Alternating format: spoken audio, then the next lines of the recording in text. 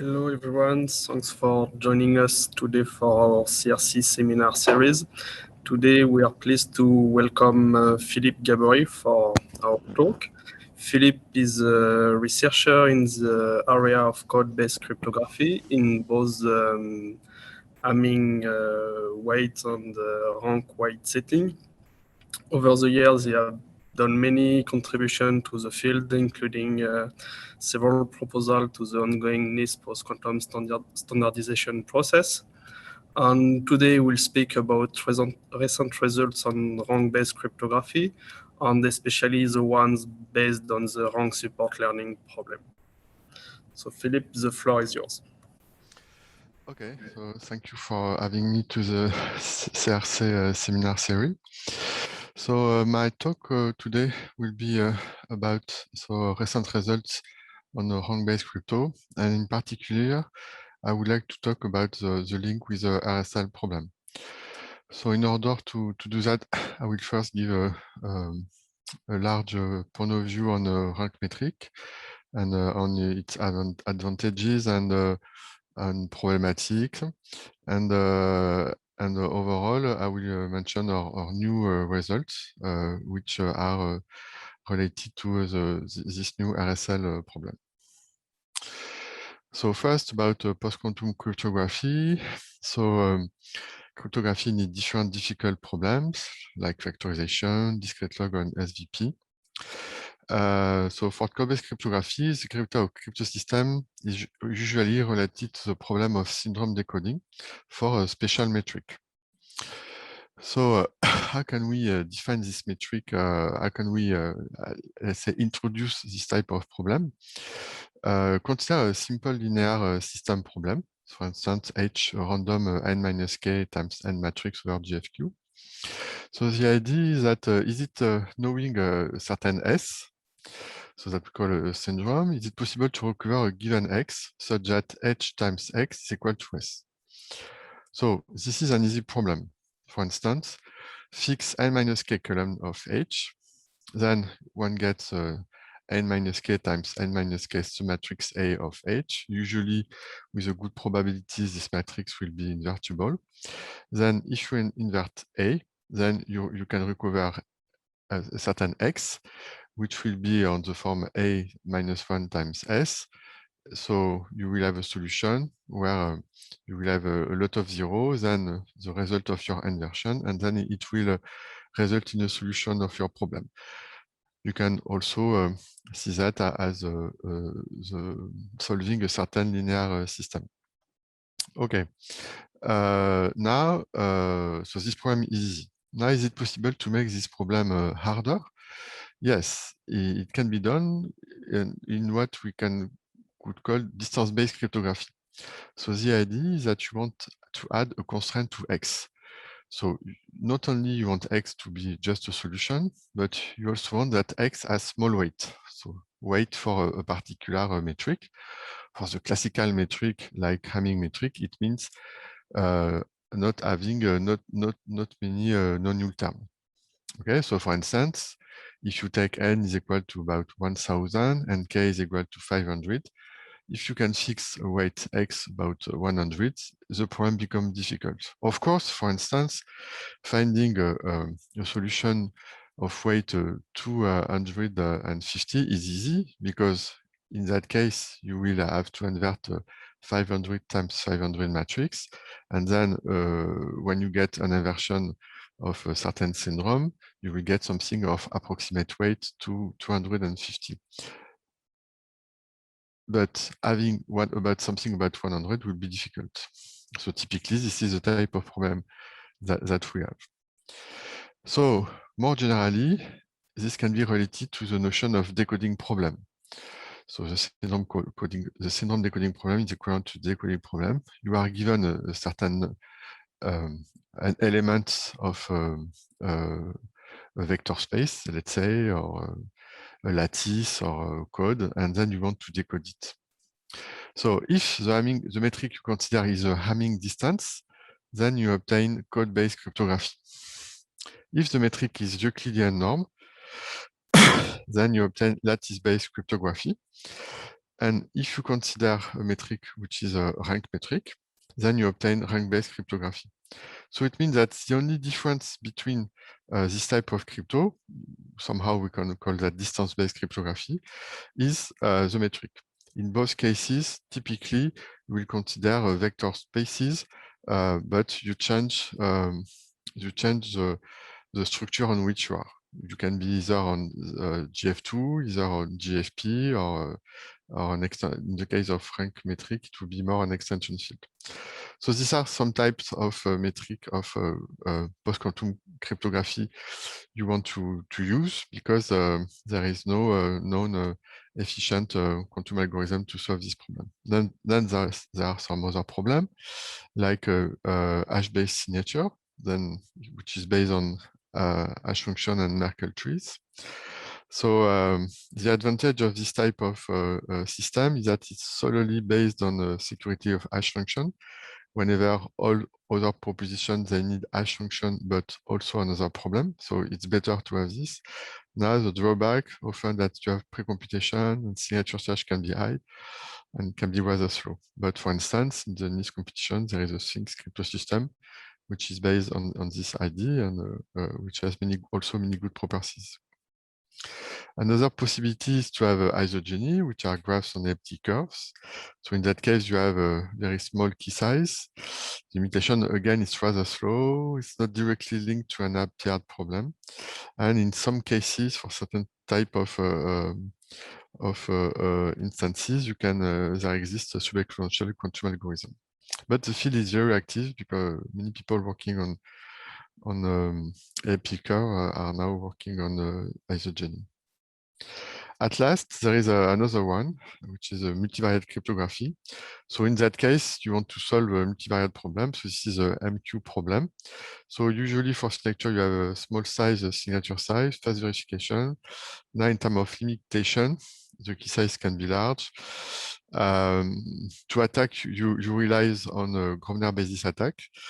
And whenever you use Grosvenor basis, whenever there is a structure, it's difficult to show that, except whenever you are in the completely random case, it's difficult to show that it's not possible to find a better attack than existing attacks. Donc, for instance, recently we saw that the rainbow signature had been attacked. Okay, so typically these are the whole type of problems that we consider for post-quantum crypto. And so as I explained, among distance-based crypto, there are several types of metric, and rank metrics maybe is the less known. Usually it's considered close to Hamming distance for a typical reason that the length of the code is you have this notion n, and the weight of a code word cannot be beyond n. One for lattices, and for Euclidean norm, it can be far beyond the dimension of the lattice, which is not the case for rank metric and for Hamming distance. So now we'll go into more detail about rank code to give some kind of general idea on the field. So rank metric codes are more or less like Hamming codes. The only thing which changes is that rather than being directly on GFQ, you will be on an extension. Okay, so you consider GFQ a finite field, and then you consider an extension field of degree m over GFQ, and then consider B a basis of GFQ to the m over GFQ as a vector space. Okay, so now it's the usual linear code. So you consider C is the linear code over GFQ to the m of dimension k and length n. So you have the notion of generator matrix of the code C. You have the notion of parity check matrix H, so n minus k times n. You also have the notion of dual, so G times H is equal to 0. So it was exactly the same, so there is not much difference, except that we are on this notion of extension. So suppose you have V, a vector, a code word, an element of the whole space. So you will write any Vj in the basis of the extension field over GFQ. So it means that every Vj can be written as a sum of Vij times bi. Okay, so it means that this vector can be unfolded, in fact, this way. So this vector will give that matrix, and when all here the elements here belong to the extension field, here all the elements of the matrix belong to the FQ. So if you do that, you can associate this matrix to this vector, and of course, you get it. What we call the weight of V will be the rank of that matrix. So this is a n times m matrix. So of course, the rank is less than the minimum of m and n. So this is what we call rank metric. Okay. So whenever you have, so this notion of rank metric was introduced in 1947. So it's not recent. It's really not recent. So now we say that V has rank R, if so the rank of the matrix is R. So notice that the rank of the matrix, of course, is independent of the basis, which explains that it is a metric. Then if you have two vectors, two elements of the extension field, I mean of element vector, then the distance between two vectors is the rank of the difference. So as usual. So it's exactly as usual with Hamming, except we have this strange notion of rank. So it's a little less, I would say, insightful than the Hamming metric or the Killian norm, but it's metric. So then you obtain the notion of minimum distance, and since it is a rank, you can do as you do for any metric. So if a particular code has minimum distance d, then we know that up to d minus 1 divided by 2, there is a unique decoding element. Okay, so now once we see that, let's try to have some kind of insight. How does it work? Because it's not so clear when you see it for the first time. So what I would like to emphasize on is to give some kind of dictionary between what is important for a certain type of metric and how it can be translated into another metric. For instance, a very important notion is the notion of isometry. Why? Because it gives you weight preservation. So for Hamming distance, the operation which preserve the weight are permutation matrices. So now for rank metric, or instance, the equivalent of permutation which doesn't change the weight will be to multiply on the right by n times n invertible matrices over GFQ. Of course, when you do that, you do not change the determinants. This is why this is an isometry. So here you really see so it's close, but it's different. Another important tool is the notion of support.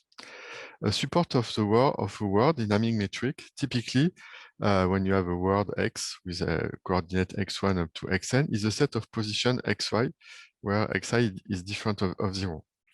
So in rank metric, the notion is a little bit different. So there may be several notions of support, but you can also have the same type of support where it's a set of non-null vector, but whenever xi belongs to a large extension field, usually you won't have often 0. It makes sense to define it like that, but it's not what you want to do in reality. So what really makes sense is that the support of a word in rank metric will be the subspace over GFQ generated by all the coordinates. So this is important to see. Why do we have that? Because if we know the support, that we know where do lives the coordinates of an element, then if you have to solve a certain equation, syndrome is equal to h of x, if you know the support of x, then you can recover the coordinate of x in the supports of x. And this is exactly the same for Hamming.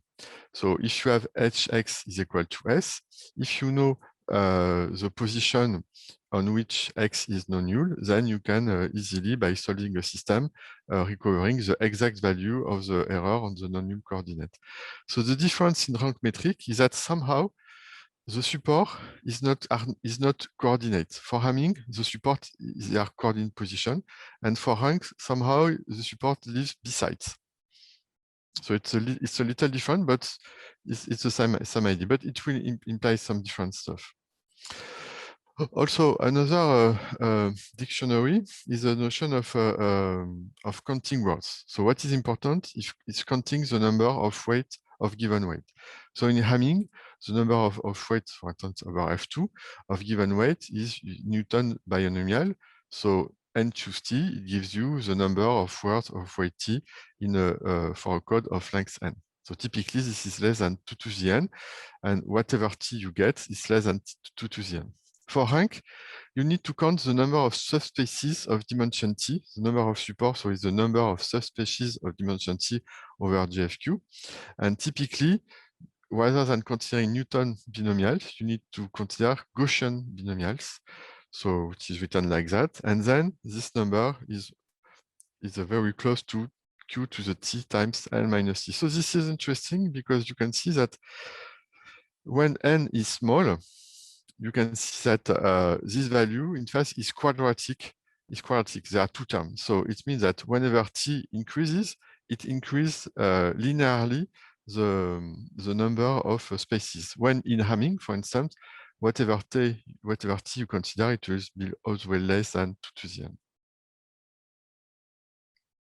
Okay. Then you got classical bounds, like sphere packing bounds, which are pure equivalent. Whenever you have this metric, it works the same.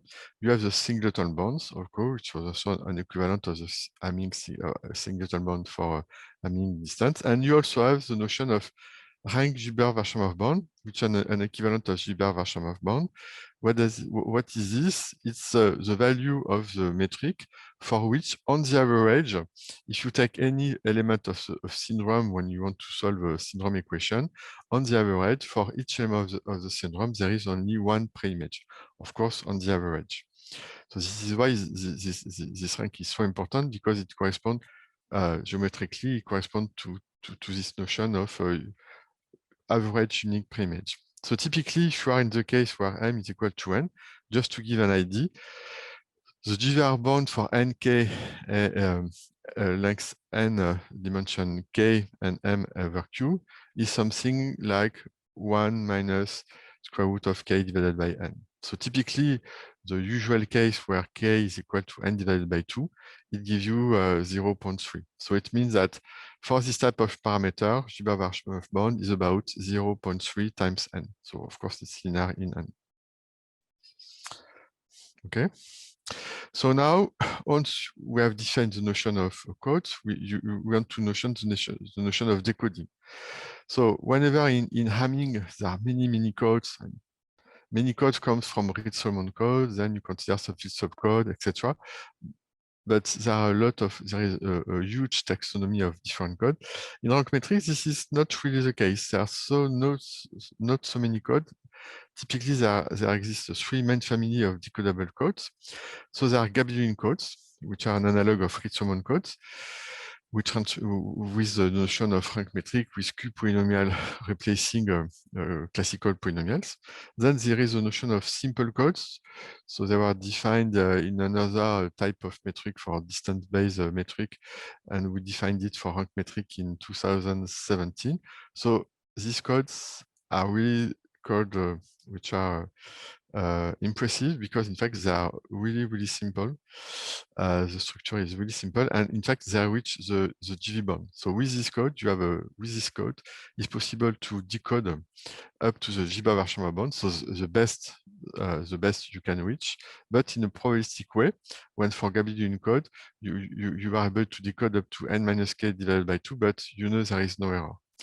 But here it's better. So of course, a great question is it possible to do list decoding with Gabellian code as with Reed-Solomon code? But for the moment, I mean, there are elements which tend to say that it's not possible. And there are also LRPC code that we defined in 2013. So typically simple code, the structure is too naive to be used for crypto. When LRPC code have a structure which can decode, it's also probabilistic, we'll see it later, but it can be used for crypto. Okay, and of course, whatever is based on a rank metric can also be used for other applications than crypto, like network coding, and there are many applications of this type of metric beside cryptography. Okay, so LRPC code, so we defined them in 2013. So the ID comes from a little bit from LDPC. So LDPC, what is the ID? So you have a code which is defined through its dual matrix with a sparse matrix. So almost only zeros and very few ones. So the idea of LDPC is that you have a particular structure on your dual. Is it possible to use this for decoding? Of course, we know it's possible to decode with LDPC. So the idea is it possible to do the same stuff with rank metric. So I take a dual matrix. We saw it works the same. And then we want to have this notion of sparsity. But what does it mean, sparse for rank metric? But sparse for rank metric, it means that the weight of any column and any row is very small. But of course, when in Hamming small means almost only zeros, in Hamming, in rank metric, it will mean that you have a small weight. So you have a matrix H with coordinates H, I, J, but all this S, I, J will belong to a unique space F, which is small, which is of small dimension D. So it means that there won't be almost, I mean, the number of zero will be small, but it means that all the coordinates belong to a certain particular space. And the idea of LRPC is to use this to be able to decode, to use this as an advantage for the decoder. Okay, so the idea is rather simple. Eventually, you do like LDPC. So you eventually solving the following system. So you have H, which is what is called an homogeneous matrix, where all coordinates belong to a certain small vector space. You have E, which is the error, also of small weight. And the problem of decoding is receiving S, which is a product of the two, and knowing H, you want to recover E.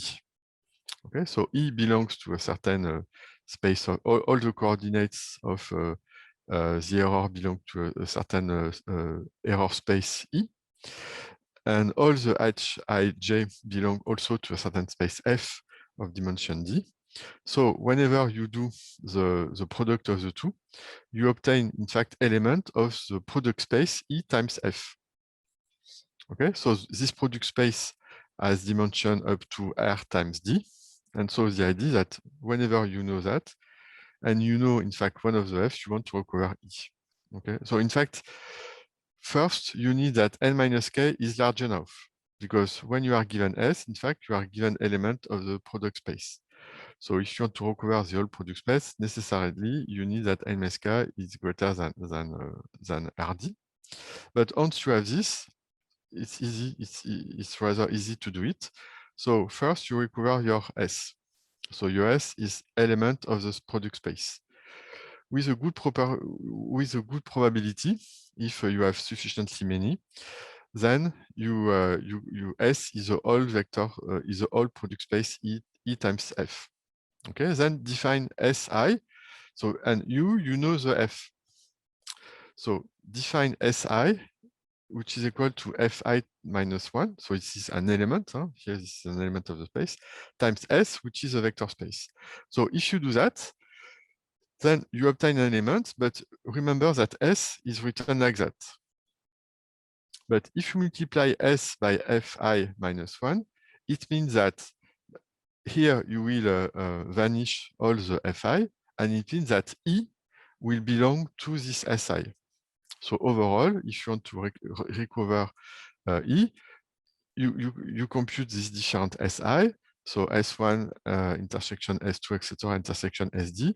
And if you do that, you have a good probability to recover E. Of course, it will depend of dimension, etc., but you can compute this easily, and eventually you can recover the space of the error.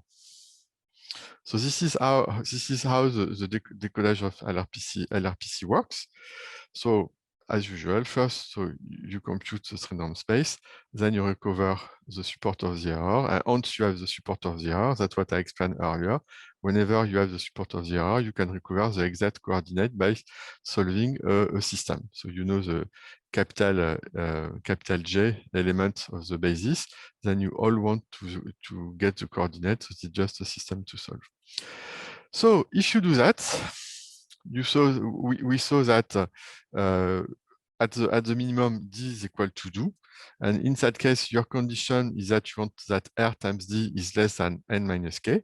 So if you take D is equal to 2, it means that you can decode up to N minus K divided by 2 error. Okay. Of course, the system is probabilistic. So N minus Q is exactly the same that Gabellian code, but the system is probabilistic.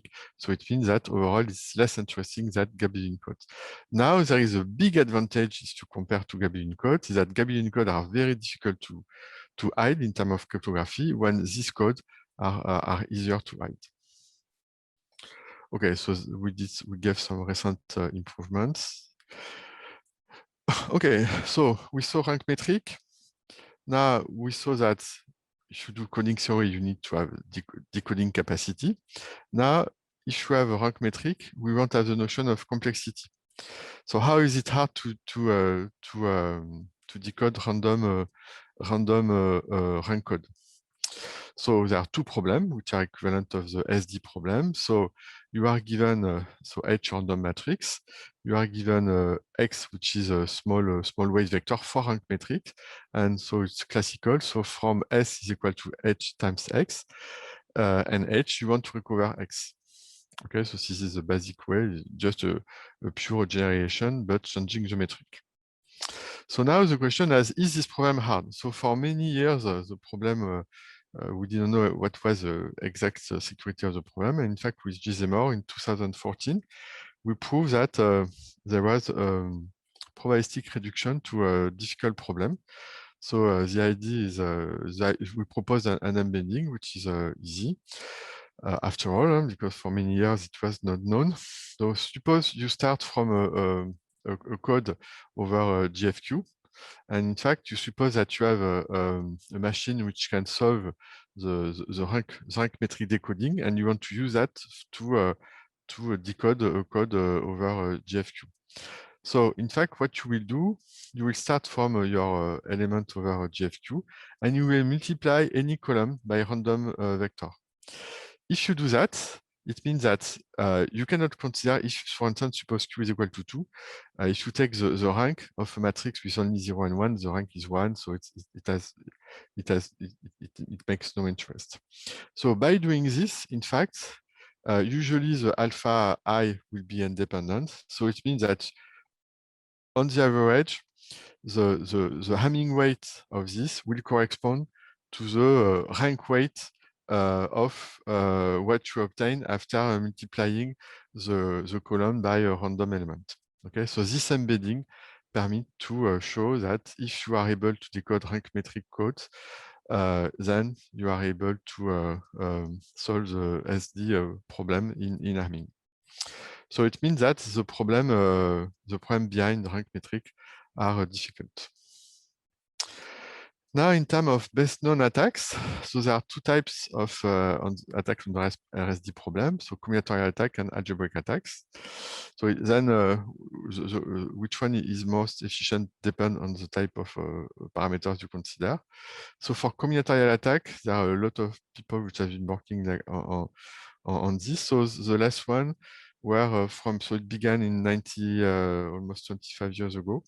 The recent attacks are a generation of the ISD problem. An interesting point is that for Hamming, there is a lot of generalization which are based on using birthday paradox and so on. And because of what I explained earlier, in rank metric, the the support is not related to coordinates. It's something which lies, it's a space which lies beside. It's not directly the coordinate. And because of that, I mean, we tried and we couldn't find any line of attacks as Stern, as Stern or the recent algorithm by Zhu, etc., which use all this notion of support and coordinate, which doesn't exist for rank metric.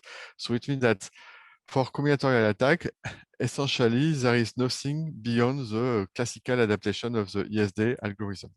So some authors did it in some cases, and we give the better generalization a few years ago. Another type of attacks are algebraic attacks. So again, it was so the first paper was by Lévier-Perret in the 2000. Then a paper by Kipnis-Shamir, which is more related to a mean rank problem. And the best approach for the RSD problem is the max linear approach in a paper at Azure Crypt 2020. And also there was also a pre-paper at Eurocrypt. So this type of approach on the algebra attack has a strong impact on parameters, and especially when R is small. So R is small regarding to n, then it's really the best attacks. When R is close to the GV bound, it's more even, and sometimes even the closest you are from GV bound, and the better are the combinatorial attacks. Okay, now what about encryption in rank metric? So the first encryption scheme was done by Gaby Duin. So it was a clear adaptation of the Makely scheme. So you take your classical Makely scheme, you replace Gopa code by Gaby Duin codes, and then you get the what was a GPT system, the first system based on rank metric. So there were several ways to hide it. So classical way is to consider G a matrix of Gaby Duin code, then you add some random, and then you hide it a little bit as it is done for Hamming. So you have a scramble matrix, invertible matrix on the extension field, and then here you have P, you have an isometry, as I explained, a matrix invertible on the base field. Okay, so encryption is like Michaelis, so X times G plus an error. So you say that G is indistinguishable from random. Then if you want to decode, you multiply by the invertible by P minus 1. It preserves the rank of the error, and then you decode by the Gaby Duin codes. So the problem of this and of all these attacks, there's a mini way to hide it. So there is a list, especially at the end of the 90s, that the structure of Gaby Duin code is very, very difficult to mask. So there is only one system which succeed in hiding it, which is not really attacked. It's done by Pierre Loiseau, in which, in fact, he considers a Gaby Duin matrix, and he hides it by multiplying by a LRPC matrix, so an homogeneous matrix. So since LRPC are more or less are resistant, of course, this type of code is resistant. But at least it uses Gaby Duin codes, but you lose in terms of decoding, but still at least it's resistant because all the others were attacked. Alors, how they were attacked? There is a notion of structural attack because the Gaby Duin code are very, very, very structured. It's almost as Rich-Solomon code. So hiding their structure is very difficult. So typically, there is the notion of square attack for Hamming, which is well known. And there is the same thing for rank metric. In fact, it was done even before, since the attack was before the square attack. It was done by Overbeck. So the idea is the following, that if you start from it's more or less the equivalent of the square matrix for Rich-Solomon code. If you take for a random matrix of Gaby Duin code, and if you put the same matrix but G to the Q, then it's related to Hoare polynomial, and it means that if you do that, the total dimension of the code won't be multiplied, but you will just add 1 or 2 to the dimension of the code. So you can use this as a distinguisher, and then once you have a distinguisher, but you can use it to recover and break all the structure of the code. So at some point, at the beginning, at the middle of the 2000, there have been 3 or 4 systems proposed on rank metrics. The parameters were very attractive, a few thousand bits. So at that time, it was really small. But each time it was attacked, so it seemed that it was difficult to do something with rank metric. So at this point, so we will see how the LRPC could be used to give the first system based on rank metric, which were very efficient. So there is this notion of ntrue. Everybody knows ntrue. So you have a MDPC which have the same type of ID in terms that so you consider A and B two circulant matrix. And so what you will do is that you will multiply by A minus 1, so that overall you will hide your small weight structure. So it's interesting because it's a McEllis-like system in the way that you hide something. So there is a trapdoor, clearly, but the trapdoor is not as structured as it can be for McEllis. Also, it can be called some kind of generalized McEllis, because McEllis system, you think that you need to use a permutation, etc. No, typically, McEllis system more or less that you have a trapdoor in a matrix, and you use this trapdoor to decode. The fact that you use a special masking with a permutation makes, I mean, it's a type of masking, but you can imagine any type of masking that you want. So, ntrue MDPC are not really in the McEllis, but more or less it's kind of generalized McEllis scheme. Okay, and LRPC belong to this.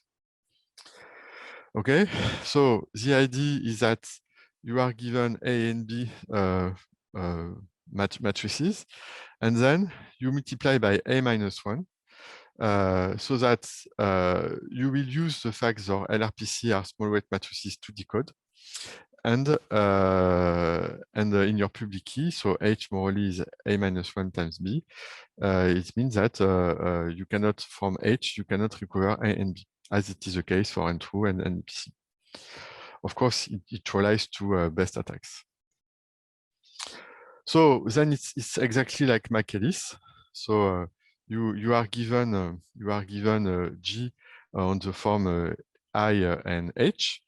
Okay, so you compute M times G. You add an error, and you use a particular structure of the error, and you use the LRPC decoding I explained earlier to decode your code. Okay, so what is nice is that you can use ideal structure. When you use ideal structure, it permits to benefit from the cyclicity and to have very small size of key. More recently, rather than using only cyclic structure, we also consider ideal structure, which means that rather than considering only a modulo x n minus 1, we consider modulo a certain polynomial p. So it's better because it permits to increase the versatility of the type of parameter we want to consider. Okay, so attack on the system. So there are some structural attacks, but you can gain a little bit by fixing a certain number of coordinates to 0.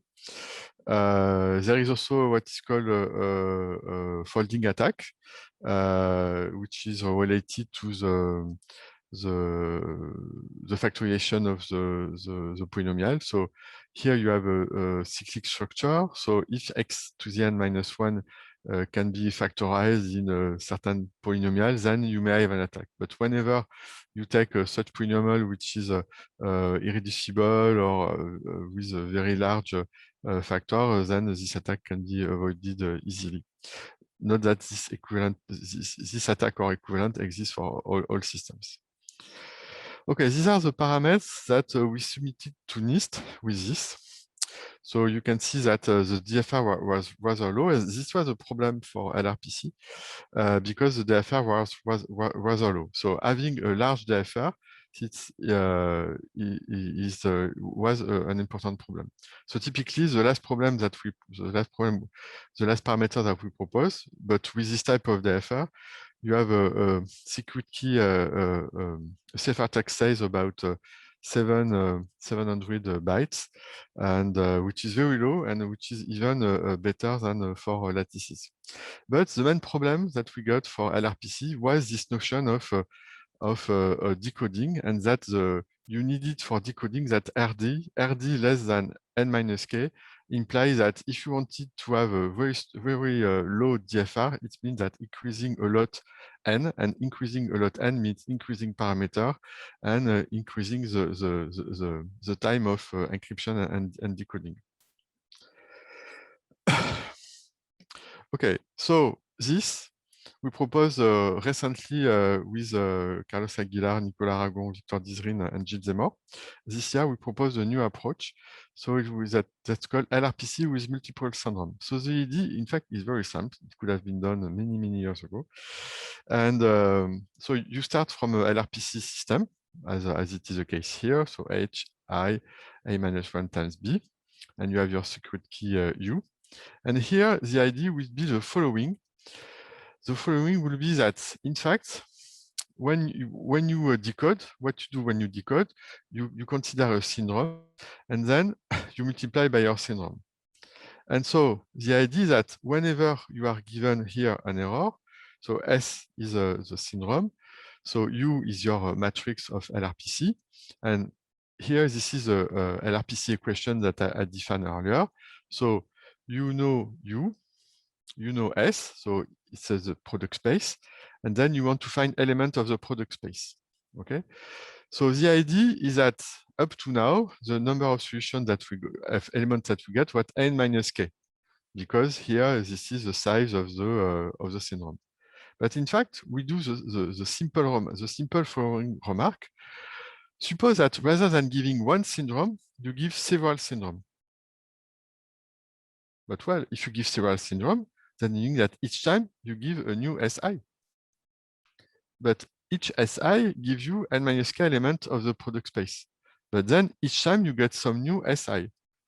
And since they have no reason to be dependent, it means that if you give multiple syndrome, rather than having n minus k, you get L times n minus k element. So it means that rather than having that R times D is equal to n minus k, which limits you to square root of n, you get L times R minus k, which means that R can be taken as high as you want. So it changes everything. It changes also the problem on which you are based, because before you were given one syndrome, now you are given several syndromes, but with the same support error. Okay, so this new problem is called the RSL problem. So for that problem, you are given not only one syndrome, but you are given several syndromes, but with associated to small weight vector, which are different, but have the same support error. And if you do that, it gives you a kind of margin to decode LRPC. Okay, so if you do that, it has really a strong implication, since in terms of LRPC classic with using idealness, you can have a very small size of key. We gain about 50% regarding to what we propose to the NIST, and especially it becomes really easy to reach very low DFR. Okay, and also very important, it permits to get system with no structure. Usually, you use a structure to have a very small keys. But because of properties of rank metric, we can get, with this new ID with multiple syndrome, you can get system where the size of the key, in the case where you have no structure, can be as low as 7,000 bytes. So if you compare it to Frodo, which is about 20, it's 1/3 of Frodo. Okay, so with our new technique with multiple syndrome, so you get very low LRPC, which now can reach DFR 128 and which are better than bike and better than Rollo 2 and HQC. And most of all, you can get unstructured case with very low. This is the smallest system with unstructured parameters, which can reach such low size of key. Okay. So the difference. So what is the difference? The difference is now we are not only based on RSD, but we are based on RSL, which means that for RSL, then again, that's why I explained earlier, you are given not only you're not one syndrome, but one syndrome with L syndrome with the same support error, with the same error support, but with different coordinates. Okay. So this problem was defined in a paper we did at Crypto, and recently it was attacked by Bardet and Brio to use algebraic approach on this type of parameters. So typically, if you give, that was proven in Crypto, more than Rn vector, then the problem becomes easy. Recently, we decreased this bound to not Rn, but Kr. Okay, but Rn is quadratic, so it means that if you give only a few, then it's way below what you can do to attack the problem. Okay, now to go a little another application is also we can also use this type of approach to improve the RQC PKA scheme. So the RQC scheme was also presented to the NIST. So at the difference of LRPC, the system is do not use any indistinguishability argument, because for LRPC this is a trapdoor like McElis, like MDPC. But for LRPC, you start from a random matrix, and then you consider only a random element. So this is the best case you can. There is no indistinguishability problem that you get for McElis-like system. So the RQC scheme is like the HQC scheme. So you are given a syndrome, and then there are two elements. Okay, so U and V, and to decode, you do V minus U times Y. And if you do that, you end up with MG, a public code, plus a small weight error that you decode with this code. So in that case, we use a Gabelin code. So how do we, so recently, so we have an improvement on that in three ways. First, we propose a new decoding algorithm based on augmented Gabelin codes. We use a multiple syndrome approach that we use for LRPC, and also we propose to use non-homogeneous weight. So first, augmented Gabelin code. So the idea is very simple. I mean, it's like a little like a multiple syndrome. It could have been done many years before.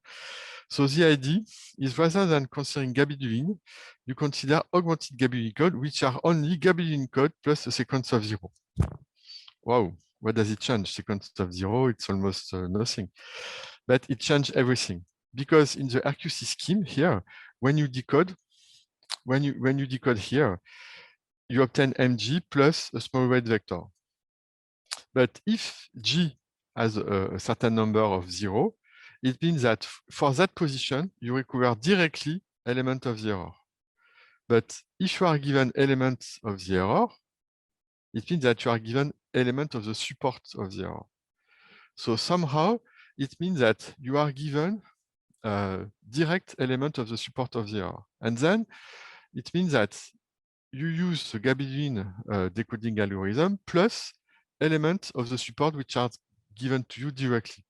So in fact, it corresponds to a decoding of Gabelin code with erasure. So why does it change something? In fact, it changed something because for Gabelin codes, you need that m is greater than n.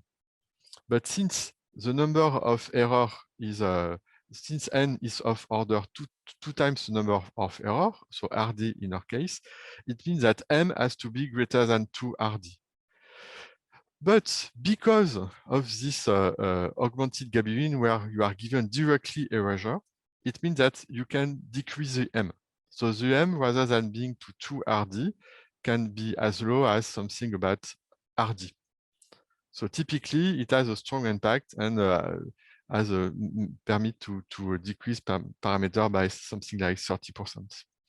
So you can also use this multiple syndrome approach, which also permit to consider unstructured system.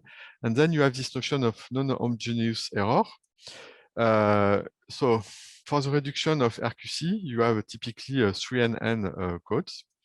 And you have error of weight W1 for the first n coordinate, W1 the second n, and then the second one, we add W1 plus W2. Of course, W1 is the same support. And if you do that, in fact, the idea is that it permits to limit the impact of in the reduction of having n more colon, knowing that this n more colon has a strong impact of parameter. So if you do that, you lose a little bit, you are obliged to, you lose a little bit on decoding, but you gain very much on the attack. So it's really interesting. So overall, here is what we obtain with this new variation over HQC. So if you do everything at the same time, then this is what you obtain in the unstructured case. So again, we compare to Rollo, etc. So here, this is a case where this is the most generic problem. So in that case, you are unstructured. You are relying on RSL. So you are giving a few vectors with the same support, and then everything is random. Okay, so this is typically one of the smallest things in terms of security. This is a higher type of security you can get.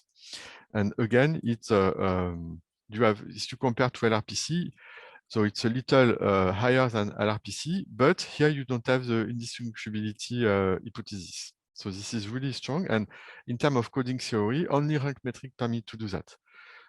In Hamming metric, it's impossible to have an unstructured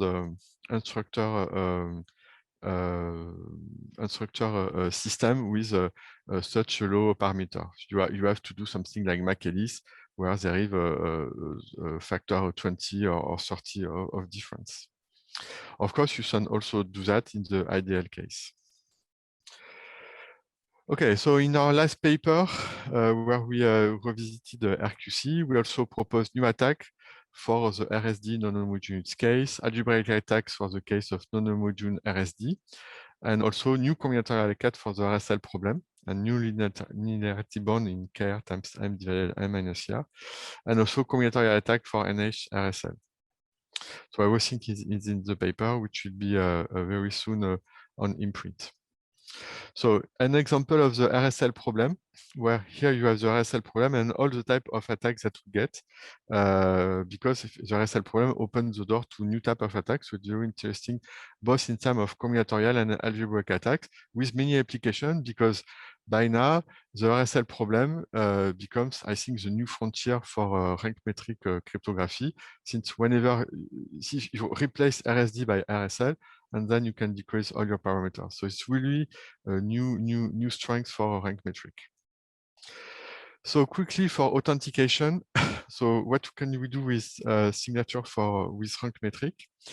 So there are two types of possible schemes. So we did a scheme rank sign a few years ago, which was broken because there was a trapdoor, and the trapdoor was broken by debris and Tiddish. But more recently, we propose a Durandal, which is a signature at Lachner and Lubachevsky with a plus. There is a little difference. If you do it directly, it doesn't fork. These are in Hamming, so there is a particular something that we use.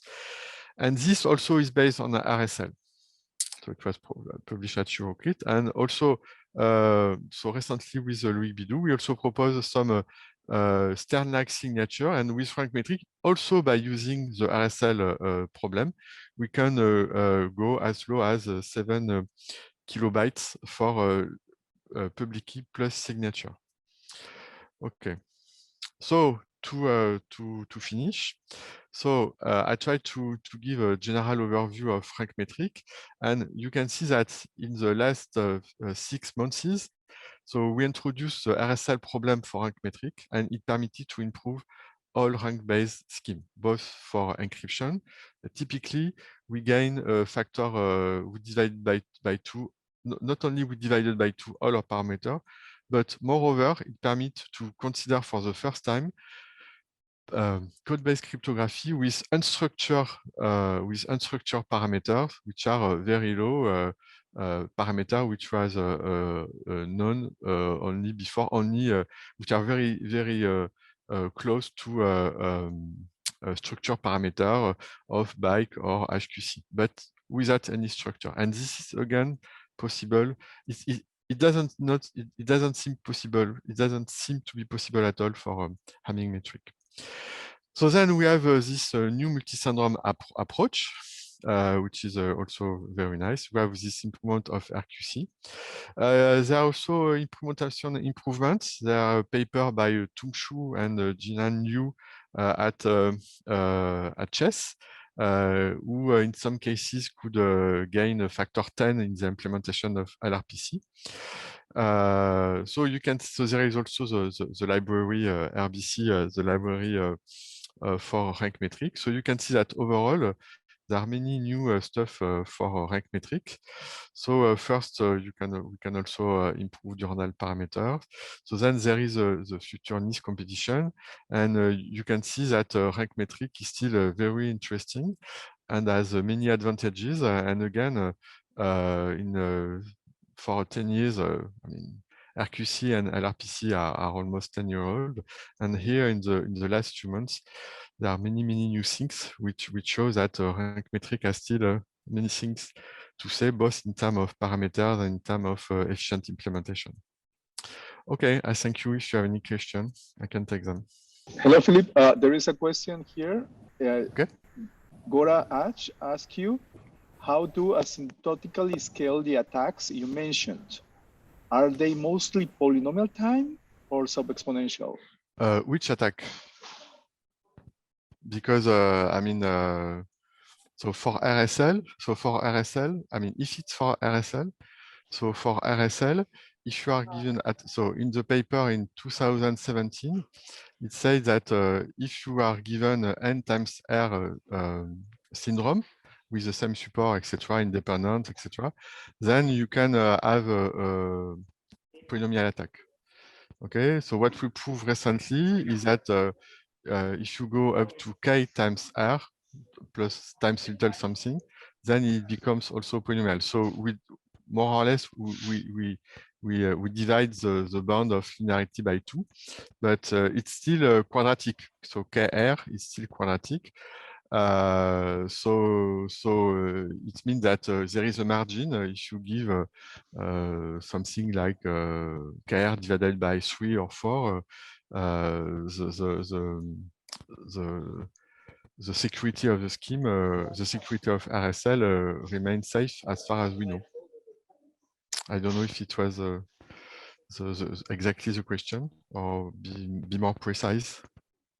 Yes, we don't have more information, but I'm sure that Gora can reach you if he has more doubts about it. Okay. He says, thanks. Okay, he says. Okay, thank you, Philippe.